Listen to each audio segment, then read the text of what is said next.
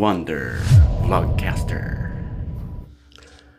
Magandang araw mga ka-Wonder and welcome back sa ating YouTube channel, Wonder Vlogcaster po. Tama ang mensahe nitong isang journalist o isang media na kilalang kilala. Mamaya papanoorin po natin yung kanyang komento at sa tingin ko ay may punto po siya. Dahil itong SWS na survey dito sa approval ng ating Pangulo ay sadyang nakakabahala dahil ang baba po nito. Maaari nating sabihin na iyan ay biased, no? Sasabihin natin sa ating sarili kasi gusto lang natin na ipanatag o i-comfort yung sarili natin dahil alam natin nagtatrabaho ang Pangulo. Pero hindi natin ito maidi-deny mga ka-Wonder dahil ito ay isang official survey. At dapat natin pagtuunan ng pansin, bakit ito mababa? Meron bang pagkukulang? Well, dito sa sinabi ni Mike Abe, sa kanyang YouTube channel, no, Mike Abe Opinions, ay sa tingin ko may punto siya. Sa kanyang dating mga ka-Wonder, parang may pinatatamaan siya dito sa presidential communications. At alam na natin kung sino nandiyan dyan sa communications. Andiyan dyan si Gomez, andiyan dyan si Claire Castro. So, etong role ng dalawa, bilang secretary yung isa, bilang main, and then undersecretary yung isa, bilang siya yung face ng media na nakikipag-usap dun sa mga media mismo, mukhang nakukulangan si Mike Abe. At sa tingin ko may punto siya. No, alam natin, mga ka-Wonder, na despite sa ginagawa ng Pangulo, pero may kaakibat ito o sinasabayan ito ng paninira. Lalong-lalo na yung mga korupsyon na nangyayari. Na ito nga, since na ito nga ay dapat ipagpasalamat ng tao dahil ito ay nabunyag sa panahon ni BBM, doble din ang banat. Tandaan po natin kung may gawain ang press ng Pangulo ng Malacanang, dapat doblehin, triplehin nila at i-disseminate nila ng tamang impormasyon at i-bombard nila ito minuto araw-araw. Dahil itong mga DDS vloggers mga ka-Wonder, wala na pahinga yan, dighay na lang.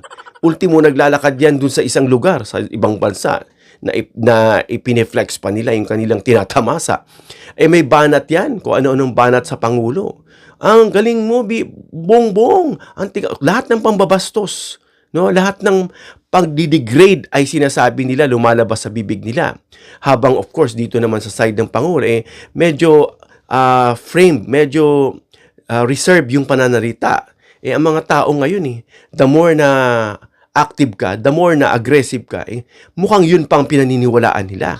Of course, yung mga factors dyan na involved nga itong si Martin Romualdez na nabanggit din ni PBBM na kanyang kamag-anak, nakakasuhan. No, isa yan sa factors na nakapagpababa. Pero ang dapat tignan dyan ng tao ay hindi yung mga yon, kundi si PBBM na wala siyang sinasanto. Wala siyang kamag-anak na sinasabi noong panahon ng ilang presidente. Walang kamag-anak, pero meron naman pala, may pinipili, selective. Pero dito makikita mo kay PBBM. At itong lately, itong mga pasabog nila na may mga insertions at ginagamit nila yung banat dyan, yung bycam kay PBBM. At samot-saring banat. Sino ang nagbobombard? Walang iba kundi itong mga DDS vloggers na dighay lang ang pahinga. At pasalamat na lang, may kagaya namin na volunteer na nagbibigay ng impormasyon at dinidebunk at kinakalaban ang mga maling impormasyon. Paano kung wala kami? Hindi naman yan kakayanin dahil ang sinisisi nga ngayon yung tamang pagdi-disseminate ng impormasyon mula dyan sa Malacanang at ng, of course, ng Pangulo. No? Panoorin muna natin itong sinabi ni Mike Abe, mga ka-Wonder. At from there, let's hear out yung kanyang rant. May punto ba si Mike Abe? Hindi na i-deliver ng communication ng Office of the President ang tamang impormasyon para lumakas si Pangulong Marcos, kumanda ang rating at may parating ang lahat ng may kinalaman sa mga nagagawa, performance, accomplishment ng buong gobyerno under ni Pangulong Marcos Sr. Pag hindi po nagbago ang galawan dito sa nakalipas na ilang taon na, buwan na kulang ang tamang impormasyon makarating sa masang Pilipino, mahirapang makabawi sa ganong kadaling panahon si Pangulong Marcos. Doon sa mga survey, maniwala man tayo, hindi masyadong mababa yung 3% sa Pangulo. Para bang walang ginawa ang Pangulo. Samantalang kita naman, alam ng taong bayan, kayo mga Marcos loyalists, Marcos supporters, alam naman natin nagtatrabaho ang ating Pangulo. Bakit ganyan ang resulta ng survey? Ibig sabihin yan, may pagkukulang ang communication ng Office of the President. Kulang ang public information. Kulang ang information dissemination sa totoong nangyayari at nagagawa ng buong gobyerno at ng Office of the President. Kaya paninindigan ko po yung naunang binanggitan natin kahit sa ating YouTube channel, dito sa Facebook page, kailangan magpalit ang Pangulo ng mga communication, personalidad, opisyal ng Office of the President. Dahil yung kasalukuyang galawan at kasalukuyang sistema, kitang-kita na hindi nila na-deliver ang pangailangan ng Pangulo dahil negative sa survey. Kitang-kita ang mga pagkukulang. Bakit kailangan manatili pa sila? Marami pong magagaling na talagang eksperto sa paghahatid ng tamang impormasyon kung paano mapaganda at makarating sa taong bayan ang totoong nangyayari sa nagagawa at ginagawa ng Pangulo. Hindi po yan nagagawa sa ngayon. Yan ang aking sariling opinion, observation, ng communication ng Office of the President. Magpalit po kayo ng mga tao, Mr. President, diyan sa mga nakapaligid sa inyo. Hindi po na i-deliver nila. Pagmamalasakit lang ito, aywan ko kayo, mga nanonood at kikinig kung maniniwala. Kasi itong natitirang 2 taon kalahati na lang, hanggang June 30 ng 2028, napakaraming dapat magawa ng Pangulo. Bakit dyan sa survey na yan? Napakababa. Di kitang-kita, kapalpakan, kakulangan ng mga taong nakapaligid sa Pangulo.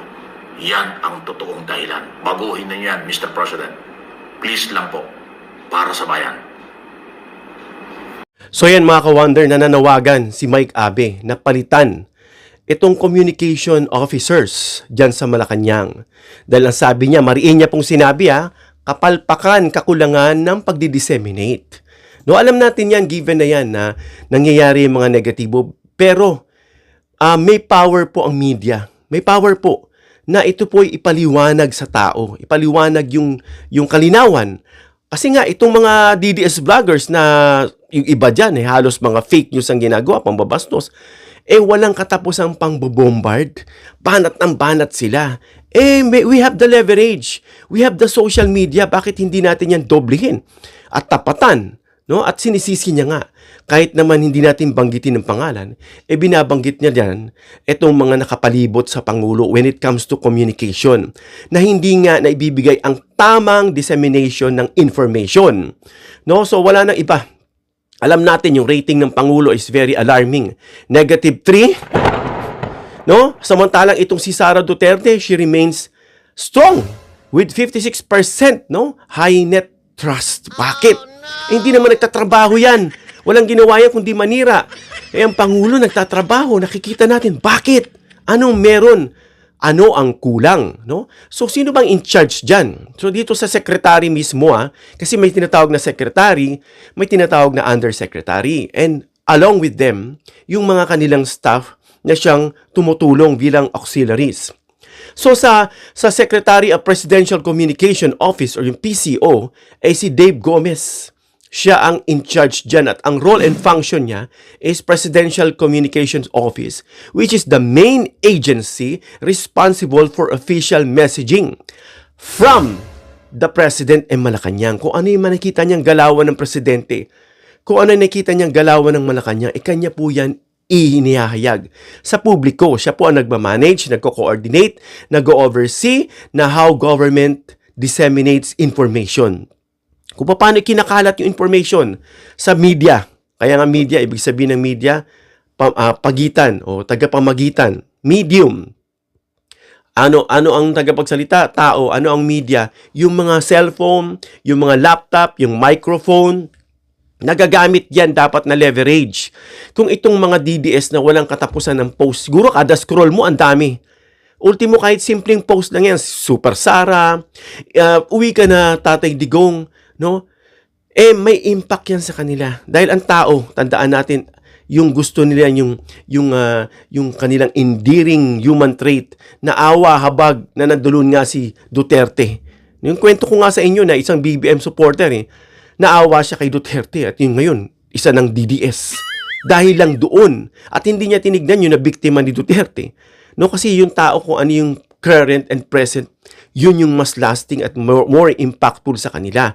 Kaya nga ginagawa yan ng DDS, daily ang pagbabanat nila kasi that is really impactful. No? Kaya laging may update sila.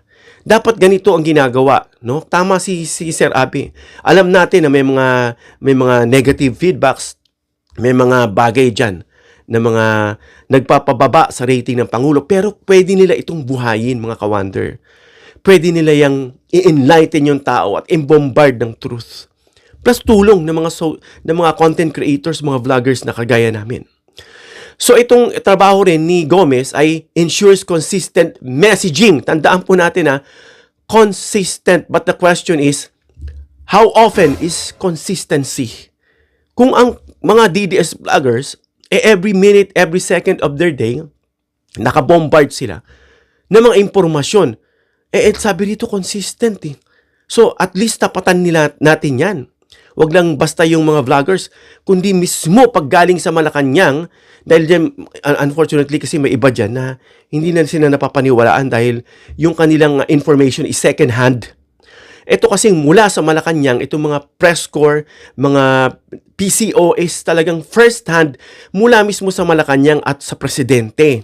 At gustong-gustong marinig yan ng tao na kapag yan ay sinabi mo. No? So, consistent messaging across government agencies and media.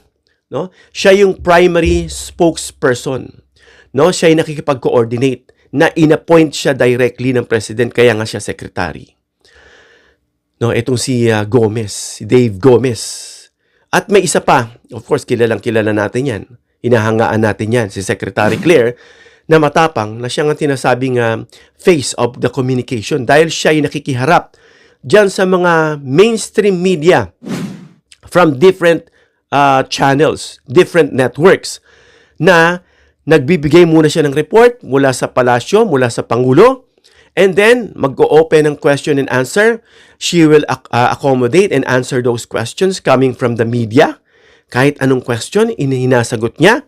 That would be the perfect time na dapat kompleto at kung pwede lang, talagang halukayin yung mga issue na binabanat para i-debunk, i-enlighten at i-correct yan. No? So, ito si Claire Castro, Attorney Claire Castro, ang function niya at role, she acts as in-house press coordinator for Malacanang. So, siya yung nag-handle ng press briefing. Nakita natin yan, napa-press briefing siya. Ibig sabihin, binibrief niya yung press ng mga information mula mismo, first hand sa Malacanang at sa Pangulo. Media responses. Kasi yung media, nagagather niya information mula rin sa social media, sa interview, sa mainstream din, no? At sa mga kaganapan, and then they will ask it doon kay press corps, sa kay Attorney Claire Castro. And of course, Attorney Claire Castro will give the answer. And that would be the perfect time para i-debunk at i-correct itong mga false information na could be the reasons, no? Para bumaba ang rating ng Pangulo.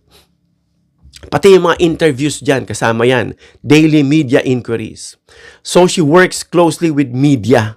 Alam naman natin na kasama ni Attorney Claire yung mga media. From ABS, from GMA, from TV5, from kung ano-anong station. No? Na may representative ang bawat isa. So, ini-ensure niya na yung President's messages are covered and interpreted as intended. Walang dagdag, walang kulang dapat. So, siya yung tinatawag nga nating face at dahil nakikipag-usap dyan. At they have the power. They have the leverage, materials, no? Mga multimedia contents, video graphics, infographics, no? Lahat yan, pwede nilang yang ibigay. Ba't ganito ang rating ng Pangulo? Mga ka-wonder, tila kulang, no? So, sino daw maaring sisihin? Sabi ng iba, sisihin daw ang Pangulo. Dahil ang Pangulo ay napakabait. Parang ayaw niya ng away. Ayaw niya ng mga ganyan. Hindi siya ganyan. Gusto niya unity, trabaho lang, nagtatahimik. Pero kasi tinitignan dito ng taong bayan, yung reaction niya, yung response niya. Siguro it's time for the president na tapangan niya rin. Kada interview, magsasalita siya. Banatan niya yung kalaban. Kahit sabihin niya, alam naman yan yung taong bayan lalo na ng mga pro-admin, na tama ang ginagawa ng Pangulo, nagtatrabaho siya. At alam na natin na itong si Sara ay nabawasan na sa lagay niya na 56. But still strong and alarming, mga ka-wonder. So, anong ginagawa ng mga vloggers nila? They keep on doing what they have to do. No? Siyempre, bayad yung mga yan. Kahit itanggi nila. May mga report na nangyari dyan. So, tatrabahuin nila yan, pinipressure yan. O ano na, kamusta na? May banat si ganito. Anong ginagawa? Babanat at babanat yung mga yan.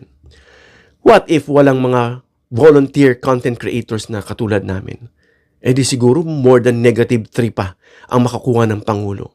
So, dapat i-improve. Sabi ni Mike Abe, palitan. While there's still time, less than 2 years na lang, nasa June, July, ang election. Do you think the president has still time to cope up dyan sa mga ganyang rating? Dapat i-double time, no? I-disseminate ng maayos. Yan po ay opinion lang na tayo po ay concern sa ating bansa. Dahil alam na natin na ayaw natin ipagkatiwala ito sa kamay ng isang tao na alam na natin mako-compromise yung ating bansa. Kaya tayo nagsasalita. Kaya tayo ay very desperate na manawagan na dapat double time, no? Ang pagdi-disseminate, ang pag-i-inform, ang tapang, no? Hindi mo hindi mo ma-compensate, hindi ka makapag-keep up dun sa ginagawa ng pampabanat nito mga DDS. Grabe. Dapat tapatan niya ng doble o kahit triple o ilang beses. Yan po ang nakaka-alarming. Kaya nananawagan po si Mike Abe, and I support that also. And I think also yung mga ibang content creators, alam natin na magaling, kasi nakikita lang natin lagi dyan na nagsasalita si Attorney Claire. Pero kasi ang tanong, are you efficiently or consistently disseminating the information that the public has to know? Gagaya nitong mga exaggerated na ginagawa ng DDS, exaggerated to the point na mga fake na ang ginibigay nila just to lure, to magnetize and hypnotize the public and then win the survey, no? And doesn't mean na the survey is high and that would be the way or the key or the leeway towards the 2028 election. Hindi po ibig sabihin ganyan. But this is alarming. Dahil dyan sa survey na yan, makakakuha na tayo at least ng mga fragment ng possible outcome in 2028. Kaya dapat doblehin. Kung pwede raw palitan, sabi ni Mike Abe, palitan daw ng Pangulo. Hanggang dito lang tayo mga ka-wonder. Comment down below your opinion para mabasa natin ang iyong saloobin. Please give me a thumbs up if you like this video para introduce ni YouTube sa iba pang viewers. Please share this video para malaman nila na itong survey ng SWS 3 -3 na rating ng Pangulo is nakakabahala at nananawagan ng pagbabago o pagpalit ng press dyan sa Malacanang at ng Pangulo. Please don't forget to subscribe, hit the notification bell icon and choose all bilang suporta sa aming mga content creators. Hanggang sa muli mga ka-wonder, God bless you.